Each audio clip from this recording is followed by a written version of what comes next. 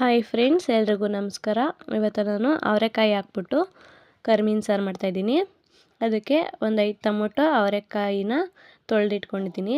ಈಗ ಅದಕ್ಕೆ ಒಂದು ಕಾಲು ಚೊಂಬು ನೀರು ಹಾಕ್ಬಿಟ್ಟು ಸ್ವಲ್ಪ ಉಪ್ಪು ಹಾಕ್ಕೊಳ್ಳಿ. ಜಾಸ್ತಿ ಬೇಡ, ಒಂದು ಸ್ವಲ್ಪ ಹಾಕ್ಕೊಳ್ಳಿ. ಇದನ್ನು ಒಂದು ಕೂಗಿಸ್ಕೊಳ್ಳಿ. ಒಂದು ವಿಜಿಲ್ ಆದರೆ ಸಾಕು.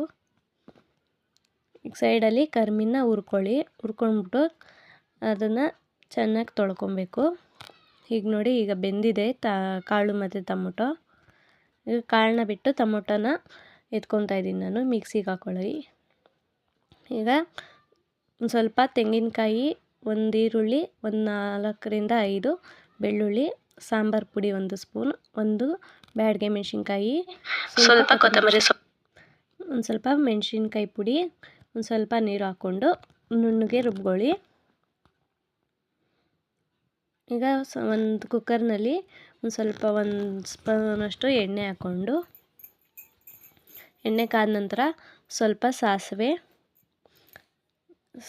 ಸಿಡಿದ ನಂತರ ಅದಕ್ಕೆ ಒಂದು ಸ್ವಲ್ಪ ಕರಿಬೇವಿನ ಸೊಪ್ಪು ಮತ್ತು ಈರುಳ್ಳಿನ ಹಾಕ್ಕೊಂಡು ಫ್ರೈ ಮಾಡ್ಕೊಳ್ಳಿ. ಈ ರೀತಿ ಫ್ರೈ ಆದ ನಂತರ ಬೇಯಿಸಿಟ್ಕೊಂಡಿದ್ದಂತಹ ಕಾಳನ್ನ ನೀರು ಬಸ್ಬಿಟ್ಟು ಹಾಕ್ಕೊಂಡಿದ್ದೀನಿ. ಈಗ ಅದನ್ನು ಕೂಡ ಫ್ರೈ ಮಾಡ್ಕೊಳ್ಳಿ. ಈಗ ರುಬ್ಬಿರೋಂತಹ ಮಸಾಲೆ ಹಾಕ್ಕೊಂಡು, ಕಾಳು ಬೇಯಿಸಿದ ನೀರನ್ನೇ ಮಸಾಲೆಗೆ ಹಾಕ್ಕೊಂಡು ಮಸಾಲೆ ಮಿಕ್ಕಿದ್ದನ್ನ ಹಾಕ್ಕೊತಾ ಇದ್ದೀನಿ. ಅದಕ್ಕೆ ಇನ್ನೊಂದು ಸ್ವಲ್ಪ ನೀರು ಆ್ಯಡ್ ಮಾಡ್ಕೊಳ್ಳಿ. ನೀವು ತಿಕ್ನೆಸ್ನ ನೋಡಿಕೊಂಡು ನೀರು ಆ್ಯಡ್ ಮಾಡ್ಕೊಳ್ಳಿ. ಗಟ್ಟಿಗಿರಲಿ ಅಂದರೆ ನಿಮಗೆ ಹೇಗೆ ಬೇಕೋ ಹಾಗೆ ಮಾಡ್ಕೊಬೋದು. ನಾನು ಸ್ವಲ್ಪ ನೀರು ಹಾಕ್ಕೊಂಡಿದ್ದೀನಿ. ಈ ರೀತಿ ಕುದಿ ಬರೋವಾಗ ಒಂದು ಸ್ವಲ್ಪ ರುಚಿಗೆ ತಕ್ಕಷ್ಟು ಉಪ್ಪು, ಮುಂಚೆನೇ ಕಾಳು ಬೇಯೋಕೆ ಹಾಕ್ಕೊಂಡಿದ್ದೀವಿ, ನೋಡ್ಕೊಂಡು ಹಾಕ್ಕೊಳ್ಳಿ. ಈ ರೀತಿ ಕುದಿ ಬಂದಮೇಲೆ ಕರಿಮೀನು ಹಾಕ್ಕೊಳ್ಳಿ. ನೀಟಾಗಿ ತೊಳೆದಿಟ್ಟುಕೊಂಡು ಅದನ್ನು ಹಾಕಿದ್ದೀನಿ. ಈ ರೀತಿ ಒಂದು ರೌಂಡ್ ತಿರುಗಿಸ್ಕೊಳ್ಳಿ. ಇದು ಸಾರು ಕುದೀತಾ ಇರುವಾಗ ಒಂದು ಸ್ವಲ್ಪ ಹುಣಸೆಹಣ್ಣಿನ ರಸ ಬಿಟ್ಕೊಳ್ಳಿ.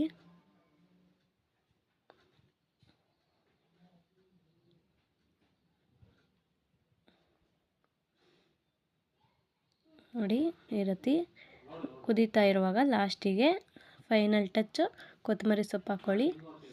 ನೀವು ಮನೆಯಲ್ಲಿ ಟ್ರೈ ಮಾಡಿ ಹೇಗಿತ್ತು ಅಂತ ಕಾಮೆಂಟ್ ಮಾಡಿ.